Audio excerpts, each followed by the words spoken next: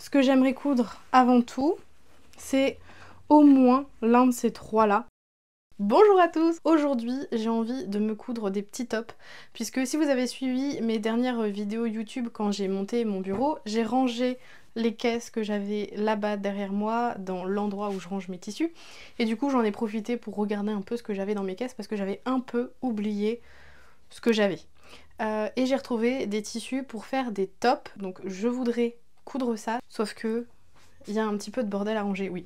J'ai rangé il n'y a pas très longtemps, c'est déjà le bordel, parce que j'ai remis des tissus en vente sur mon compte Sotou, et j'avais utilisé la table à repasser pour faire 2-3 petites bricoles. Bref, je range tout ça et je vous récupère après. Alors vous m'excuserez mais il fait un peu chaud, donc je me suis fait un petit café glacé avec du lait. J'ai retrouvé dans des caisses des tissus que j'avais oublié que j'avais. On va commencer par ceux-là. Je fais ma petite pub perso, mais alors ce tissu-là, celui-ci ainsi que celui-ci sont actuellement en vente sur ma page Sotou, donc je vous mettrai en description le lien vers les coupons que je vends, mais voilà, c'est des coupons que j'ai utilisés pour faire une chemise bruyère et qu'il me reste, et ça c'est des coupons que j'avais commandés pour faire un projet pantalon, mais finalement ça n'allait pas avec mon projet, donc ils dorment dans mon stock. J'ai décidé de m'en séparer sur Sotou, donc si jamais il vous intéresse, sachez que c'est disponible. Il y en a deux autres que j'ai retrouvés qui étaient sympas aussi. Je me suis dit que j'allais leur laisser une chance de trouver un patron, et si je ne trouvais pas de patron, je les mettrai également sur Sotou, mais pour l'instant ils n'y sont pas. Il y a tout d'abord cette première broderie anglaise avec différents motifs qui sont alignés, c'est toujours le même motif, un carré, enfin un motif avec des échelles on va dire, comme ça, et un motif assez plein. Donc il faut que je trouve quelque chose parce qu'évidemment là on voit assez fort à travers, mais j'aimerais bien trouver un truc sympa. Celui-ci aussi que je trouve ultra canon. Il faut que je lui trouve un bon patron parce que là c'est de la viscose, elle est pas méga fluide, mais c'est parce que ça fait un moment que je l'avais lavée qu'elle était pliée dans sa boîte, donc ça j'aimerais bien l'utiliser. Mais ce que j'aimerais coudre avant tout, c'est au moins l'un de ces trois là. Donc là c'est un jersey de viscose avec de l'élastane, je sais pas si vous verrez bien à l'écran, mais il est assez léger, et donc là par exemple il est déjà doublé, donc on voit quand même. Voilà, là c'est en simple épaisseur, il est assez fin mais très frais. J'aimerais bien faire un t-shirt sympa, donc là par contre c'est jersey de coton avec de l'élastane. Lui il a des fleurs, donc il est sur un fond bleu marine, et il y a des grosses fleurs, il y a aussi du feuillage, donc ça j'aimerais bien pouvoir le coudre aussi. Et celui-ci un peu style marinière, donc là par contre c'est coton et je suis pas certaine qu'il y ait de l'élastane, il est un peu plus rigide. Je vais essayer de tirer un peu les fibres. Non, il n'y a pas d'élastane, c'est un 100% coton celui-là. Et celui-là, j'aimerais bien essayer de trouver un patron un peu encolure bateau qui retomberait un peu sur les épaules avec des plis au niveau de la poitrine. Je vais regarder si j'ai ça dans mes patrons, sinon je vais regarder sur internet. Je pense que je vais partir sur un basique du style un t-shirt plantain. Celui-là, je pense que je vais partir sur un patron anglais. Alors je crois que le nom du patron c'est Sophie, mais je sais plus la marque, où il y a des petites fronces au niveau des épaules. Et celui-là j'aimerais bien trouver un t-shirt Bardot, donc on va voir un peu ce que je trouve sur internet. Histoire de ne pas avoir fait une super étagère qui ne sert à rien, j'ai étiqueté tous mes patrons que j'ai rangés dans des boîtes, et mon système est un peu particulier, c'est-à-dire que j'ai fait des boîtes en fonction des typologies de patrons. Donc là on retrouve les vestes et les manteaux, les robes, donc c'est la première boîte, les robes la deuxième boîte, les robes la troisième boîte, les robes la quatrième boîte. Ensuite on a les hauts 1, les hauts 2, les bas, lingerie et maillot de bain, et ensuite là j'ai classé par marque parce que c'est des marques que je couds beaucoup, avec lesquelles j'ai une certaine appétence, donc je les ai séparées du reste parce que je sais que si je cherche un patron dans ces marques là, elles vont se trouver ici. Donc les deux marques sont Sophie de Nice et Direndo.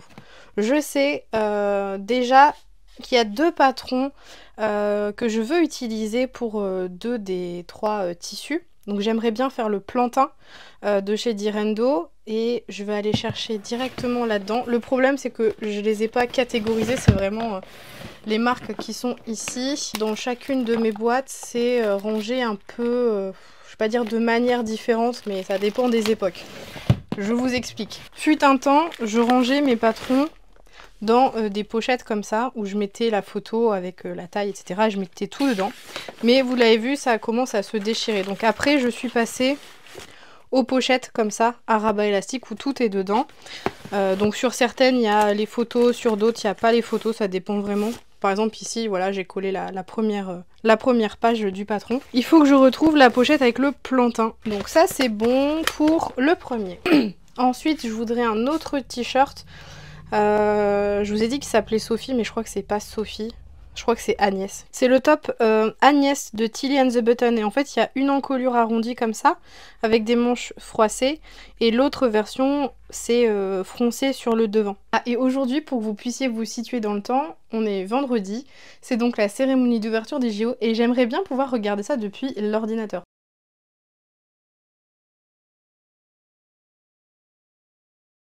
J'ai donc 2 patrons sur les 3. Je vais commencer par ces 2-là et puis je chercherai le 3e plus tard. Donc je pense que pour le plantain, on va partir sur celui-ci, le bleu marine. Et pour le top Agnès, je pense qu'on va partir sur les rayures. Comme ça, je garde celui-là pour faire le top croisé comme j'ai en tête, mais dont je n'ai pas encore le patron. Le démarrage de l'ouverture, c'est dans 1h15. Et donc ils sont en mode pré-ouverture des JO. Beaucoup de blabla pour ne rien dire. Ils essayent de soutirer des informations à tout le monde. Le moindre regard, le moindre lapsus, ils essayent de l'analyser. Sauf qu'ils sont très mauvais. Donc ça me gave un peu. En attendant que ça démarre, je vais commencer par le plantain de Direndo. Donc j'ai récupéré mes planches de patron que j'avais déjà découpées et cousues. Et je pense que comme c'est du jersey, je vais en profiter pour essayer les planches à découper. Vous savez, quand j'avais fait mon bureau, je vous avais dit que chez Ikea, j'avais acheté des... Ce que j'aime bien dans le t-shirt plantain et dans les t-shirts en général, c'est qu'il y a très peu de pièces. Donc on a un demi devant, un demi dos. Ce que j'aime bien dans le t-shirt plantain et dans les t-shirts en général, c'est qu'il y a très peu de pièces. Donc on a un demi devant, un demi dos, une manche à coupe au pli et l'encolure qui est tombée par terre. Mais donc voici la pièce. Ouais, vous savez quoi, comme on est en train de couper,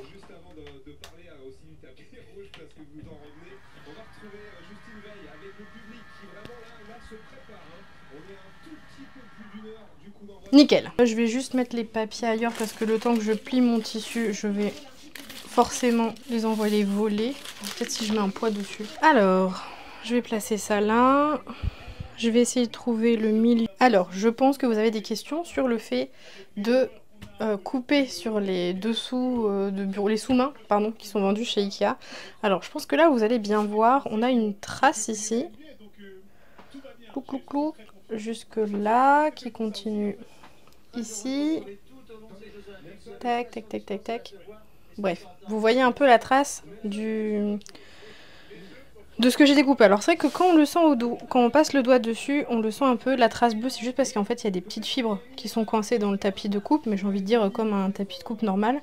Après là j'ai beaucoup moins appuyé, donc en fait on le sent pas au niveau du doigt, mais pour l'instant, première coupe, ça va quoi. On verra quand il y en aura 15 000 et que il y aura des rayures dans tous les sens, mais pour l'instant ça me va. Le seul truc chiant, c'est que comme j'ai pas collé ça sur le bureau, ben ça bouge. Donc faire attention quand je mets mon tissu, mais bon, on va couper le reste. Lieu de mon truc.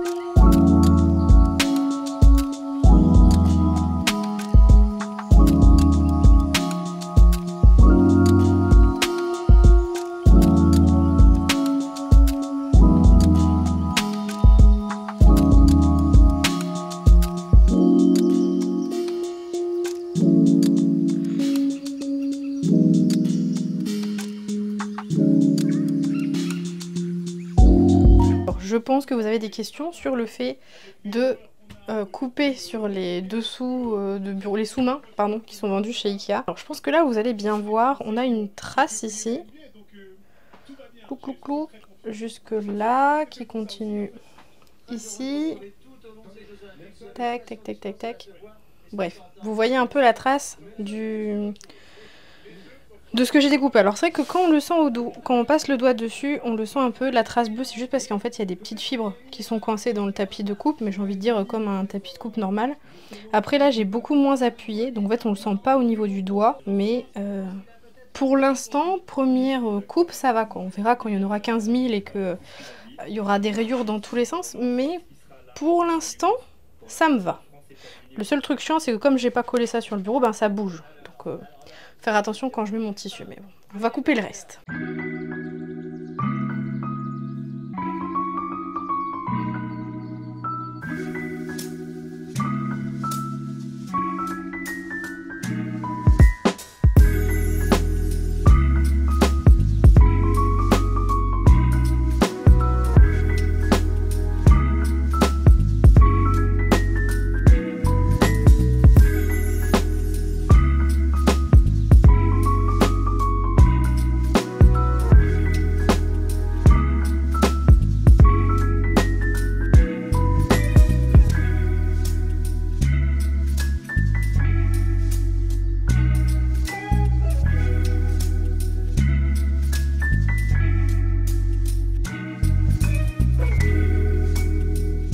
Je vais partir sur ma lancée et je vais couper le deuxième. Le deuxième par contre je pense que je vais être beaucoup plus lente parce qu'il y a des rayures et je voudrais que ça soit un minimum raccord. Surtout au niveau du côté. J'ai le dos, j'ai le devant. Je l'ai déjà rallongé, vous voyez il y a des petits papiers verts et roses. Les manches elles sont super grandes parce qu'en fait, vous voyez la tête de manche elle est immense. Parce qu'en fait là il faut mettre un élastique et froncer. C'est pour ça que ça fait des petites manches froncées avec de la matière là. Je sais pas si on verra à la caméra mais entre mes deux doigts il y a un trait et c'est là que je dois mettre un certain morceau d'élastique d'une certaine longueur qui fait que tout ça diminue. Je vais essayer de regarder la taille que j'avais coupée à l'époque en espérant que ce soit toujours la bonne. Ça va être un peu juste si je refais la même taille. Quoique mon t-shirt il y a de l'élastane en fait. Qu'au lieu de suivre le creux ici, je vais laisser droit. Parce que la poitrine c'est bien, c'est à la taille que ça va pas. Donc on va essayer de faire autrement. Et tu reviens à l'attaque. Mais mon chat, comment je fais? Si t'es là, dis. Je fais comment moi? Tu me laisses un petit peu de place s'il te plaît. S'il te plaît, petit chat. Petit chat, s'il te plaît. Je tiens à préciser que si mes raccords sont loupés, c'est pas tant ma faute. Moi, j'ai mis tout ce que je pouvais mettre dans mes capacités pour essayer de faire les rayures, que ça soit raccord et tout. Mais j'ai un élément indépendant de ma volonté qui m'oblige à tourner autour. Du coup, je sais pas trop si là c'est bien plat comme il faut. Mais bon. On va essayer. J'ai réussi à faire bouger Berlioz, mais je pense pas pour très longtemps. Je lui ai mis à bouffer, donc ça devrait l'occuper un petit moment. J'ai épinglé à chaque fois au niveau des rayures pour être sûr que ce soit bien aligné, que ça ne bouge pas. Je vais pas faire la psychopathe à épingler toutes les rayures en long, en large et en travers. Ce que je vais faire, c'est mettre un coin en fait, ici, au niveau d'une rayure. Faut que je me rappelle que je l'ai mis en haut d'une rayure bleue. Comme ça, je ferai la même chose au niveau de tous les coins. La pointe ici qui est le bas de l'emmanchure, si vous regardez on a l'encolure du dos, la manche, l'emmanchure.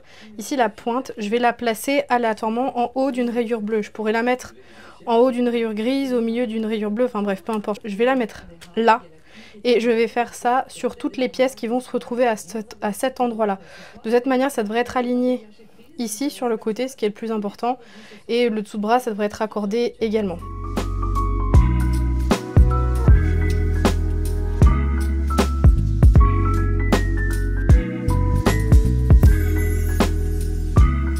Je pense que je vais aller un peu plus droit. Au pire, je le reprendrai sur moi si c'est pas joli. Mais je préfère faire comme ça pour être sûre de rattraper quelques centimètres et d'être plus à l'aise au niveau de la taille. Parce que je me souviens que Il est très confortable ce t-shirt, mais c'est vrai qu'il sert beaucoup ici. Comme il y a les rayures et tout, je veux pas me foirer, je vais faire avec les ciseaux. Je vais essayer de, quand même de tracer à la craie ici. Là, si je rajoute 2 cm ici, ça fait 2 et 2, 4 sur le devant. Et si je fais la même, ça fait 8 cm en tout, ça devrait être pas trop mal.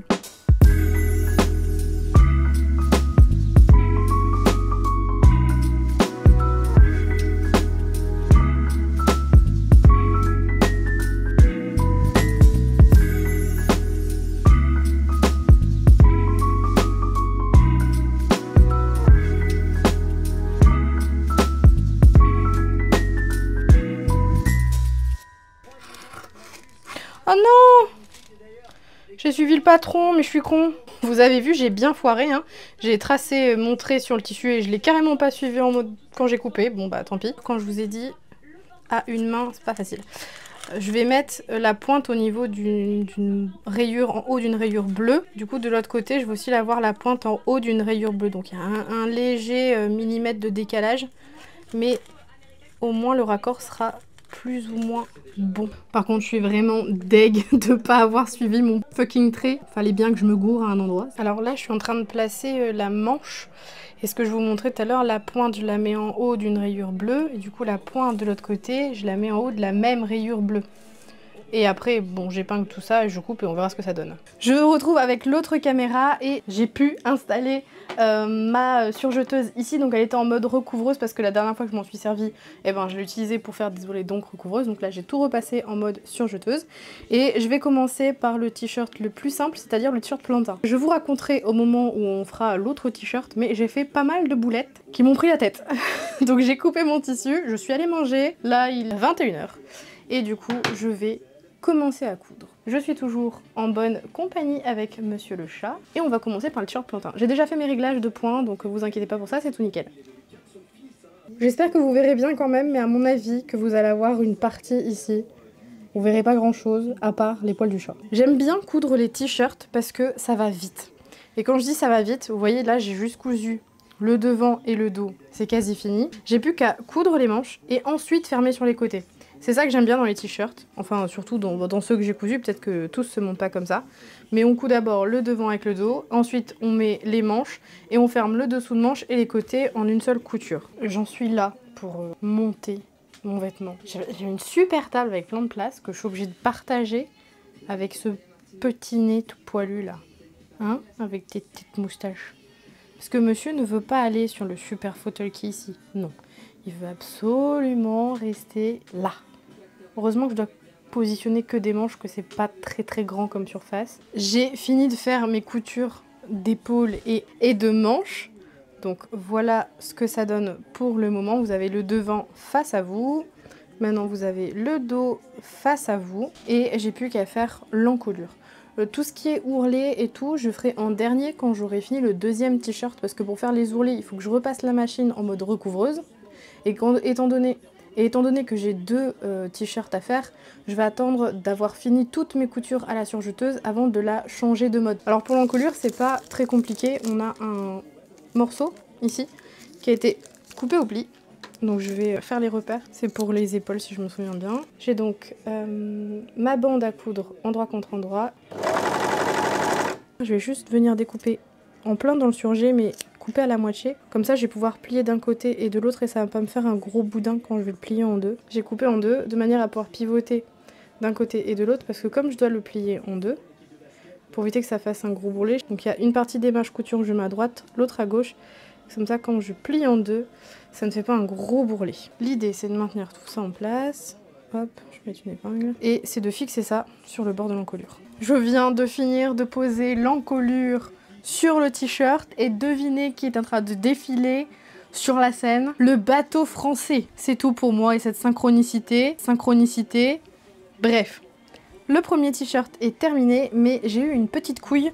Alors je pense que comme ça, vous le verrez pas, parce que de toute façon, j'ai pas fini. Mais j'ai l'encolure qui a bougé. Là, on est sur l'encolure, donc on a cette largeur-là, en fait, d'encolure. Si je continue, voilà. Bon, c'est pas grave, on s'en fout, c'est qu'un t-shirt. De toute façon, vu la finesse du t-shirt, je pense que c'est vraiment un truc que je vais porter à la maison quand il fait vraiment chaud. Donc c'est pas grave si le biais d'encolure est pas bien posé. Mais c'est fini pour ce lit-là. Il est presque 22 h, donc je vais arrêter pour le moment, mais on se retrouve dans quelques instants pour vous. Et entre nous, Cindy n'a toujours pas chanté, j'espère qu'elle va chanter ce soir. Franchement, j'aimerais trop qu'elle chante. Magie du montage, je vous retrouve quelques jours plus tard. Alors, que je vous explique ce qui s'est passé avec ce tissu lors des découpages. Vous avez vu un petit extrait, j'ai foiré complètement le découpage qui était celui du dos au moment du montage. J'ai donc coupé le dos sans couper avec le surplus que j'avais mis, en me disant c'est pas grave, je vais mettre le surplus sur le devant. Il y en aura un peu moins, mais je vais le faire quand même. J'ai donc découpé ce devant, et quelle ne fut pas ma surprise au moment de déplier ma pièce, de voir que les rayures s'étaient décalées. Je vous montre tout ça en image. Des fois quand ça veut pas, hein. J'aurais mieux fait de pas découper ça au soir en fait. Je vous avais dit donc, je me place en haut d'une rayure bleue. Bon, petit décalage. Le problème est que c'était pas bien plié, donc j'ai un énorme souci. Les rayures ne sont pas les mêmes. Si je prends, tac tac, si je prends la rayure grise ici, qui arrive au niveau de l'aisselle, elle n'arrive pas au niveau de l'aisselle ici, elle est dans l'emmanchure. Ça s'est décalé. Je sais pas ce que j'ai foutu quand j'ai coupé, mais j'ai merdé. Par contre, sur cette pièce-là, j'avais bien rajouté les centimètres en plus. Donc ça aurait dû aller. Mais comme je voulais que les raccords soient ok, j'ai donc coupé cette pièce une deuxième fois. Est-ce que je me suis plantée? Oui, une deuxième fois. J'ai donc retracé la marge de couture plus grande pour avoir plus d'aisance et j'ai fait la même boulette que pour le dos, c'est-à-dire que j'ai coupé proche du papier patron et je n'ai pas coupé sur le trait que j'avais dessiné. Donc on se retrouve avec un top qui va être bien serré à la taille. C'est pas grave. Si vraiment c'est pas du tout confortable pour moi, eh ben je le mettrai en vente sur Vinted. Mais on va aller quand même jusqu'au bout du montage de ce deuxième t-shirt. On va faire un tout petit peu différemment par rapport à l'autre t-shirt. C'est-à-dire que là, on va d'abord commencer par préparer les pièces où il y a les petits plis. Donc les manches et le devant. Et pour ça, je vais avoir besoin d'élastique. Il m'en reste pas beaucoup, mais on va faire avec ce qu'on a. Il faut 2 morceaux de 16 cm pour les manches et un morceau de 8 cm pour le devant. 16 cm ici, le deuxième de 16 et un morceau de 8 cm. Il faut que je marque un repère de 3 cm à partir d'un des bords. Ce repère de 3 cm, ça va nous servir à tirer sur l'élastique pour avoir une sorte de marge, et une fois qu'on aura cousu jusqu'au trait, on pourra couper le surplus d'élastique. Là j'ai coupé mes 3 bouts et on va les coudre tout de suite à la machine à coudre avec un point zigzag. Je me retrouve donc avec mes manches qui sont froncées sur le côté. Donc là on a une première manche, j'ai la deuxième manche qui est ici également, et du coup à l'envers on a ça, on a ce petit morceau d'élastique. Donc vous voyez, c'est les 3 cm que j'ai à la fin qui me servent à tirer. Ça, je vais pouvoir les couper parce que ça ne me sert plus à rien. Hop. Sur le devant, je vais avoir la même chose mais un peu moins froncé. Et là, je vais pouvoir reprendre la couture comme le t-shirt précédent, c'est-à-dire coudre aux épaules et ensuite mettre les manches. J'ai décidé de poser l'encolure avant de fermer sur les côtés, comme ça il n'y aura pas les manches pour m'embêter. Et pour éviter de refaire la même bêtise que tout à l'heure, donc c'est-à-dire l'encolure la bande d'encolure qui a bougé au moment de coudre, j'ai mis des pinces en me disant que ça bougerait peut-être moins facilement avec les pinces qu'avec les épingles. Voilà ce que ça donne. C'est sympa parce que du coup avec les rayures, ça fait comme s'il y avait un petit liseré gris autour du col, alors qu'en fait c'est juste les rayures qui fait que ça s'est placé comme ça. Donc maintenant on va partir sur la pose des manches. J'ai fini de coudre un premier côté, donc là vous avez face à vous, et regardez au niveau du dessous de bras, on n'est pas trop mal. Je trouve qu'on n'est pas trop mal au niveau du raccord. Donc ça c'est le raccord de la manche, et ça c'est le raccord sur le côté. Bon, je suis en train de tester un petit truc pour les raccords. Ça marche plutôt pas trop mal, donc je vais vous montrer comment j'ai fait. Tout se passe au niveau de la surjeteuse au moment de coudre la couture côté. Tout va se jouer ici au niveau de la surjeteuse. D'habitude, quand on vient coudre à la surjeteuse, on met les tissus bord à bord et on vient assembler. Là, on va décaler d'1 millimètre à peine le dessus par rapport au dessous. Au lieu d'être aligné bord à bord, on va laisser 1 millimètre. Je vous le fais grossièrement, mais l'idée, c'est de positionner les tissus comme ça pour qu'on puisse voir dépasser le tissu du dessous et bien aligner celui qui est sur le dessous. Et on va venir faire suivre au niveau de la couche du dessus le couteau. Donc le couteau va venir couper ici, ça va surjeter juste derrière et ça va être quasiment bien aligné. Les rayures vont être totalement dans le prolongement l'une de l'autre. Donc ça, c'est la version grossière, où là je vais perdre beaucoup de matière. Maintenant je vais faire la version plus fine, on va laisser 1 mm à peine.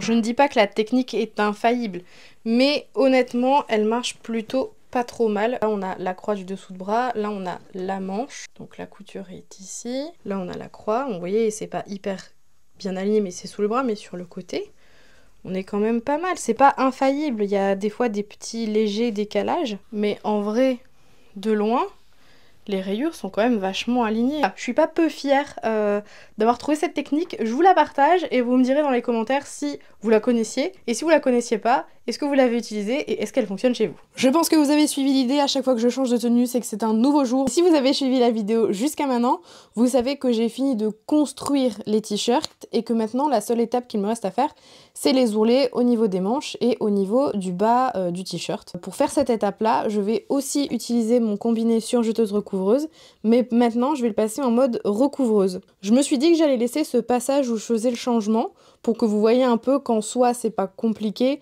2-3 pièces à changer sur la machine et un fil à réenfiler. Pour pouvoir changer mon combiné en mode recouvreuse, il va me falloir ce nouveau cache. Et en termes d'outils, je n'ai besoin que du tournevis pour changer la position des aiguilles. J'ai commencé par retirer tous les fils parce que je vais besoin de tout réenfiler, donc je ne garde aucun fil, j'ai tout enlevé des boucleurs et des aiguilles. Je vais ouvrir ici et je vais retirer tout de suite le cache. Le cache porte la lettre A ici, qui est le mode surjeteuse, et moi je vais passer en mode recouvreuse, donc je vais passer en mode B. Je vais donc prendre l'autre cache qui porte ici la lettre B. Et ici où nous avions la lettre A, je vais le passer en lettre B. Pour le passer en lettre B, c'est facile, il faut que je pivote ici. Mais là, ça bloque, parce qu'il faut que j'aligne avec les bonnes coches. Donc là, je peux passer en mode B. Et là, certaines pièces sont bloquées. Donc c'est notamment le cas du boucleur supérieur. Un truc que j'avais déjà désactivé également, c'est le doigt mailleur. Je l'ai passé en mode R. Et le couteau, je l'avais également enlevé, puisqu'on n'a pas de couteau en mode recouvreuse. Donc on abaisse le couteau, on retire le doigt mailleur, je vais lever les aiguilles et je vais les changer de place. Puisque là mes aiguilles sont en position pour le surjet et moi j'en ai besoin pour recouvrir. On a le choix entre 3 types de points de recouvrement. Soit un recouvrement large en utilisant la première aiguille et la dernière, chose que je vais faire. Soit on peut utiliser un point de recouvrement étroit en utilisant l'aiguille du milieu et la dernière. Et ensuite on peut avoir un point de recouvrement triple où là on utilise les 3 aiguilles. Moi je vais faire juste un point de recouvrement double avec un grand point de recouvrement avec la première et la dernière. Donc mes aiguilles sont en bonne position, je n'ai pas de cliquetis quand je fais tourner. Donc maintenant on va pouvoir enfiler les fils. Pour enfiler, je me réfère ici au petit schéma rapide. Pour régler mon point, je vais me fier ici au schéma que nous avions de coller en fait dans la porte de la machine, qui me sert à régler ici la tension et quelques réglages de longueur et de largeur de point. Ici, moi je vais faire un point de recouvrement, donc c'est les points 20 à 23. Donc ici, donc là on a un point de recouvrement triple, le grand point de recouvrement double, le petit point de recouvrement double, et là la chaînette que je ne vais pas faire, donc moi ça va être le numéro 21. Je vois qu'il faut que j'enfile le fil bleu, le fil rouge et le fil violet. Donc c'est absolument à respecter puisque la tension qui va être gérée ici va être totalement dépendante des fils qu'on a mis. C'est-à-dire que si j'enfile bleu, vert et violet et que je règle ma tension, la tension va régler le fil bleu, le fil rouge, le fil violet. Mais si j'ai mis le fil vert à la place du fil rouge, la tension ne sera pas réglée et du coup le point ne sera pas joli. Il faut vraiment faire attention au moment d'enfiler, de bien regarder les couleurs, mais à partir du moment où les couleurs sont respectées, il n'y a pas trop de problème. Donc le fil bleu s'enfile pareil. Le fil rouge, je vais le récupérer ici. Il va s'enfiler également là. Hop. Je fais tout à la pince à épiler, c'est beaucoup plus facile pour enfiler. Et maintenant, le violet à enfiler. Tous les endroits où on a un petit point violet, si on a un doute, on se fie ici au petit schéma qui reprend tout. Là, on a la petite queue de cochon ici également. Et après la petite queue de cochon, on passe dans le boucleur ici. C'est la zone qui est un peu plus dans un boucleur spécifique, qui est le boucleur violet. Et contrairement au surjet classique, on ne fait pas ressortir le fil. Donc on laisse le fil ici. Et moi, ce que je fais, c'est que je le fais ressortir en faisant les premiers points. On n'oublie pas non plus de prendre le bon réglage. Donc là, c'est la lettre H. Donc je vais juste mettre la lettre H au niveau du réglage ici. Et là, je ne touche pas ma longueur de point, je ne touche pas la... Comment dire les entraînements, je ne vais pas aller plus lentement ou plus vite, je ne vais pas changer ça. Et c'est tout fini. J'ai juste à remettre les caches et c'est tout bon. Hop. Et là, j'ai ma machine qui est enfilée en mode recouvreuse. Je vais juste bien mettre mon petit fil ici. Plus qu'à prendre un échantillon pour faire mes premiers points et faire ressortir la couture. Et ensuite, je pourrais faire mes ourlets sur mes t-shirts. Maintenant que j'ai enfilé la recouvreuse, je vais pouvoir plier tout simplement mon t-shirt. Je vais essayer de suivre une rayure, histoire que ça soit joli. Je vais maintenir quand même avec des pinces. Et ensuite, c'est vraiment comme une couture à l'aiguille double. Il n'y a vraiment pas plus bête. Le seul truc, c'est qu'il n'y a pas de point d'arrêt sur une recouvreuse.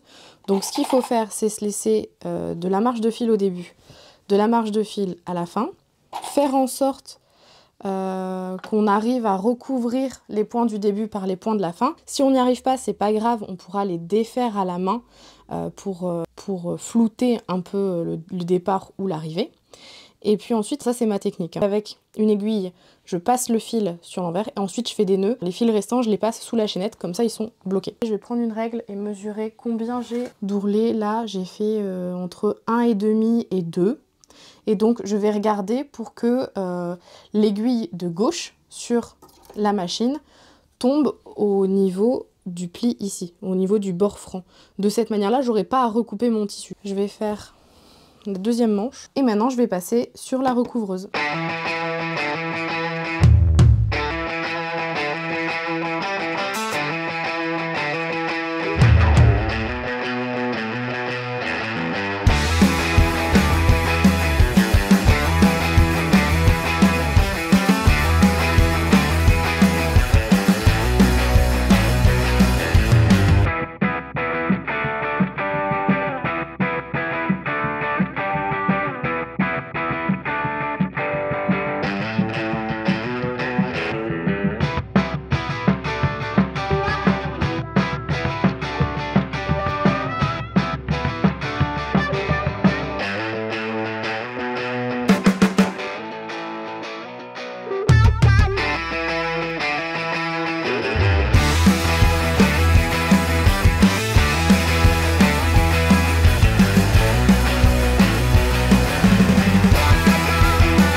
Vous voyez, c'est pas plus compliqué qu'une aiguille double. Une fois qu'on a bien compris l'enfilage, pour coudre, ça va tout seul. Je vais vous montrer ce que ça donne à l'intérieur. Bon, je suis désolée, ça reste du noir sur du noir, hein, donc essayez d'être un peu sympa dans les commentaires s'il vous plaît. On a donc, ici, bon, avec la lumière vous verrez mieux, le point de recouvrement sur l'envers, qui est vraiment au bord du repli. Alors il y a forcément des petits endroits où ça a bougé, mais au moins j'ai pas trop à recouper. Si vous voulez, vous pouvez recouper, mais au moins là c'est tout propre. Et comme je vous le disais, comme il n'y a pas de point d'arrêt, moi je tire en fait les fils. Je vais mettre tous les fils sur l'envers. Sur l'envers, je vais faire un nœud et je vais venir passer en fait dans la chaînette ici avec une autre aiguille tous les fils. Comme ça ne se détendra pas. Et l'idée, c'est que j'ai bien une couture qui est extensible grâce au point de recouvrement, parce que l'envers du point de recouvrement, c'est un zigzag. Donc ça permet d'être extensible. Vous vous doutez bien de ce qui va arriver par la suite. Je vais faire les ourlets du bas de ce t-shirt. Je vais faire les ourlets de l'autre t-shirt et je vous montre tout ça dans quelques instants. Et voilà! Donc là, on est sur le t-shirt rayé, porté. Donc je vous remets la référence, c'est le top Agnès de Tilly and the Button. Donc on a ici les petites manches froncées. On a le petit devant également qui est froncé aussi. Bon, entre nous, j'ai pas rentré les fils, je les ai juste cachés là pour le porter. Mais au final, ça va, en fait ça sert pas plus que ça à la taille. Bon, faut être à l'aise avec son corps, hein, je vous le cache pas. Mais ça va. Je m'attendais à pire, et au final, je vais le garder. Donc désolée pour celles qui attendaient absolument que je le mette sur Vinted, mais non. Je vais le porter un long moment à mon avis. Et je vous montre le deuxième. Et voilà, le deuxième, on est sur un tout autre style, beaucoup plus transparent que le premier, mais ça c'est pas le patron, c'est vraiment le tissu. Mais il me sera très agréable à porter quand il fait super chaud, je supporte très très mal la chaleur, et vu les températures annoncées proches de la canicule, je pense que je vais bien le porter tranquillement celui-là.